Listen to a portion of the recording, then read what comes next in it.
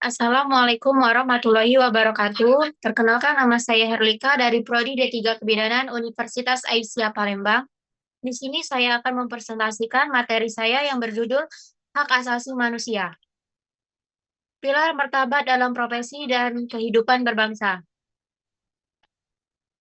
Negara hukum dan pembatasan kekuasaan. Negara hukum. Negara Indonesia adalah negara hukum. Pasal 1 ayat 3 Undang-Undang Dasar 1945. Fungsi hak asasi manusia. HAM hadir sebagai pembatas kekuasaan agar negara tidak bertindak sewenang-wenang terhadap warganya. Supremasi hukum, segala tindakan pemerintah dan warga. Hakikat hak asasi manusia, anugerah tak terpisahkan. Hak kodrati melekat manusia serta keadilan manusia, bukan pemberian negara. Anugerah Tuhan berasal dari Tuhan yang Maha Esa, wajib dihormati dan dilindungi demi harkat martabat Undang-Undang Nomor 39 Tahun 1999. Universal dan permanen, berlaku untuk semua orang di mana saja dan tidak dapat dicabut dalam keadaan apapun atau non-derogable rights. Sejarah singkat perkembangan hak asasi manusia. 215 Magna Carta Inggris, pembatasan kekuasaan raja, jaminan kebebasan 1945, Undang-Undang Dasar 1945, Indonesia, pengakuan hak kemerdekaan warga negara, alinea 1 pembukaan, mendahului deklarasi PBB. 1948, Deklarasi Universal atau PBB, pengakuan hak asasi manusia secara global atau Universal Declaration of Human Rights pasca Perang Dunia II. 1999, Amandemen dan Undang-Undang Hak Asasi Manusia. Reformasi membuahkan Undang-Undang Nomor 39 Tahun 1999 dan Bab Khusus Hak Asasi Manusia pasal 28A sampai 28J dalam konstitusi.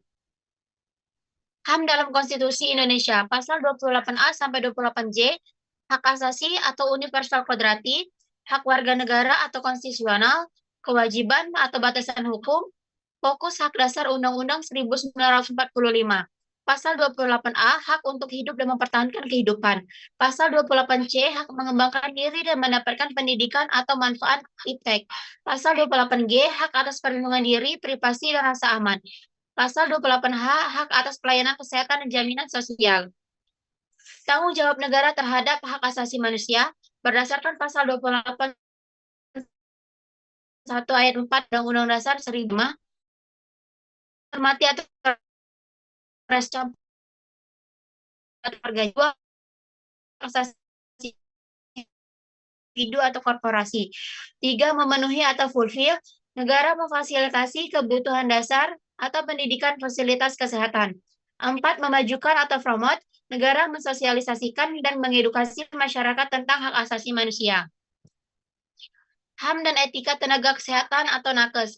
Hak atas kesehatan, setiap orang berhak atas pelayanan kesehatan yang layak. Pasal 28H Undang-Undang Dasar 1945.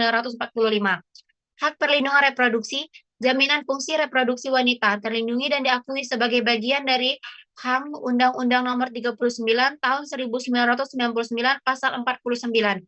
Hak privasi dan kerahasiaan. Tenaga medis wajib melindungi kerahasiaan kondisi rekam medis pasien. Anti diskriminasi, pelayanan kesehatan tidak boleh membedakan ras, agama, status ekonomi. Pasal 28J, kewajiban dan batasan HAM. Menghormati HAM orang lain, kebebasan kita dibatasi oleh hak asasi manusia milik orang lain. Tunduk pada hukum, pelaksanaan hak wajib tunduk dan pada pembatasan yang ditetapkan undang-undang. Pertimbangan moralitas, kebebasan harus sesuai dengan nilai agama, moral, dan ketertiban umum. Harmonisasi sosial, HAM bukan kebebasan absolut, melainkan kebebasan yang bertanggung jawab. Menjadi smart dan good citizen, integrasi integritas dan kejujuran. Profesional yang menjunjung tinggi kebenaran baik dalam rekam medis maupun baris kode IT, empati profesional, memanusiakan manusia, pasien atau klien tanpa memandang status sosial. Tanggung jawab sosial, menggunakan ilmu pengetahuan untuk memajukan kesejahteraan umum, bukan merugikan. Kesadaran hukum, taat pada regulasi, profesi, dan etika konstitusi negara. Sintesis materi, peta jalan HAM profesional. Pancasila, sila kedua, kemanusiaan yang adil dan beradab. Undang-Undang Negara Republik Indonesia 1945, Konstitusi sebagai pelindung hak dasar dan pembatas kekuasaan. Kompetensi profesi, keperawatan, kebidanan, IT yang berlandaskan etika dan HAM. Indonesia maju, terciptanya pelayanan publik yang aman, adil, dan bermartabat. Pesan inspiratif dosen, keahlian medis yang canggih maupun sistem teknologi yang mutakhir tidak akan ada harganya jika digunakan untuk menindas. Jadikanlah profesi Anda sebagai alat untuk melindungi harkat dan martabat manusia.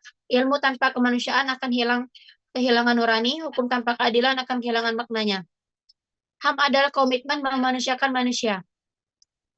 Mungkin itu saja materi yang bisa saya sampaikan. Waalaikumsalam warahmatullahi wabarakatuh.